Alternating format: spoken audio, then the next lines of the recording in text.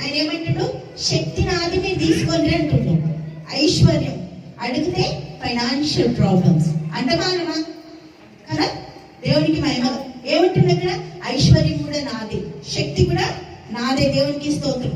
జ్ఞానం అంటే జ్ఞానమే లేదు. ఏం జ్ఞానం కావాలి మనం అడుగుతాము? పిల్లలు చదువుకోవాలి, మంచిగా ఉండాలా, మంచి తెలివి రావాలి వాళ్ళకి అని బైబిల్ జ్ఞానం కావాలి, దేవుడి జ్ఞానం కావాలి, దేవుళ్ళో ఎదగాలి, పిల్లలు చాలా దేవుని పని చేయాలి అని మనం ఎప్పుడైనా అడుగుతామా? వీడు చదువుకుంటలేడు, వాడు చదువుకుంటలేడు, ఆమె ఇట్లా చేసింది, ఇవి ఇట్లా చేసింది, ఇవి టిఫిన్ ఖాళీ చేస్తుంది కదా, ఇవే కంప్లైంట్స్. దేవుళ్ళో నా పిల్లలు ఎదగట్లేదు అని మనం అడుగుతామా దేవుని? దేవునికి ఇస్తుంటాం. పోనీ ఒకసారి ఫోన్ చేస్తామా, అన్నా నా పిల్లలు జ్ఞానం లేకుండా పోతుండ్రు, దేవుని జ్ఞానం కావాలని. వాడు పెద్దోడు కొట్టిండు, చిన్నోడు కొట్టుకుంటుండు కదా. ఎన్ని చెప్తూ అన్ని కంప్లైంట్స్. ఏమి ఇచ్చిండంటే దేవుడు? జ్ఞానమును బలము. అమ్మో నాకు అస్సలు చేత కాదు, నేను బయటికి ఏడొస్తా ఈ ఎండలలో అసలే రాను. ఏంటంటే బలము నాదంటుండ ఆయన. కీర్తనలు 62:11 అంటారు, బలము నాది. ఒక్కసారి చెప్తున్నా కాదు, 2 సార్లు చెప్తున్నా అంటారు. దేవునికి మహిమ కలుగుందాక. కీర్తన 62:11 ఒక్కసారి కాదు 2 సార్లు చెప్తున్నా, బలము నాదంటాడు. ఇక్కడ దేవుడు ఏమంటుండు? శక్తి ఇస్తున్నా, ఐశ్వర్యం ఇస్తున్నా, జ్ఞానం ఇస్తున్నా, బలముని ఇస్తున్నా, ఘనతని ఇస్తున్నా. వాళ్ళు తిట్టిపోయిండ్రు మమ్మల్ని, వీళ్ళు తిట్టిపోయిండ్రు మమ్మల్ని, వాళ్ళు ఆ మాటలు చెప్పిండ్రు, వాళ్ళు చూస్తే వాళ్ళు పక్క పొంటి పోయిండ్రు, ఒక మార్చుకొని పోయింది కదా మనం అంటాం. దేవుడు ఏమంటుడు? ఘనతను అనుగ్రహిస్తామంట. దేవుడికి ఇస్తున్నారు. దేవుడు ఇస్తున్న ఆనర్ ఎవ్వరి బలం మనకి, దేవుడు ఇస్తున్న ఘనత ఎవ్వరు కూడా మనకు ఇవ్వలేదు. దేవునికి స్తోత్రం. ఏమంటాడు ఇంకోటి? మహిమయు. ఆయన ప్రజెన్స్ ఇస్తున్నట్టు, ఆయన మహిమతో కప్పుతానంట. మనం ఒకవేళ అపవాది మనల్ని ముట్టాలన్నా, తాకాలన్నా ఫస్ట్ దేవుడు మహిమని ముట్టాలి. దేవుడు మహిమతో ఏం చేస్తుంటామని, పరలోకపు వరుడికి భూమి మీద వధువుల్లాగా మనం సిద్ధపడి చేస్తుండ్రు. దేవుడికి మహిమ కలుగుందాక. హల్లెలూయా. స్తోత్రమును పొందనారుడని గొప్ప స్వరంతో చెప్పుచుండిరి. దేవుడికి మహిమ కలుగుందాక. హల్లెలూయా. స్తోత్రం ఎప్పుడు చెప్తాం? దేవానికి వందనాలు. స్తోత్రం ఎప్పుడు? ప్రతి సాక్ష్యానికి దేవానికి స్తోత్రం. నీళ్లు మింగినాం, నీళ్ళు అరిగినాయి అంటే ఎంత గ్రేట్. బయట చూస్తున్నాం కదా, నీళ్ళు కూడా కొనుక్కొని తాగిన నీళ్ళలో కూడా వాళ్ళకి బాధలు, ఇబ్బందులు ఉంటున్నాయి. కానీ మనకు దేవుడు గొప్ప గొప్ప కార్యాలు చేస్తున్నాడు. దేవుడికి మహిమ కలుగుందాక. దానియేలు గ్రంథం 7:10. దానియేలు గ్రంథం 7:10. అగ్ని వంటి ప్రవాహము ఆయన యొద్ద నుండి ప్రవహించుచుండెను. వేవేల కొలది ఆయనకు పరిగిరి, కోట్ల కొలది మనుషులు ఆయన ఎదుట నిలిచిరి. తీర్పు తీర్చుటకై గ్రంథము తెరవబడెను. దేవుడికి మహిమ కలుగును గాక.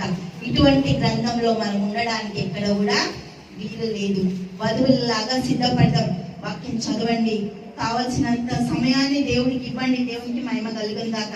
ఆయన గొప్ప కృప మనందరి పట్ల విస్తరింపజేస్తున్నాడు. మొదటి దినవృత్తాంతాలు 29:11. మొదటి దినవృత్తాంతాలు 29:11.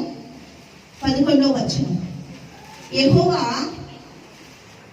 భూమి ఆకాశములందు సమస్తమును నీ వశము. దేవుడికి మహిమ కలుగుందాక. ఏమిచ్చిందంట? యెహోవా భూమి ఆకాశములందు సమస్తమును నీ వశము.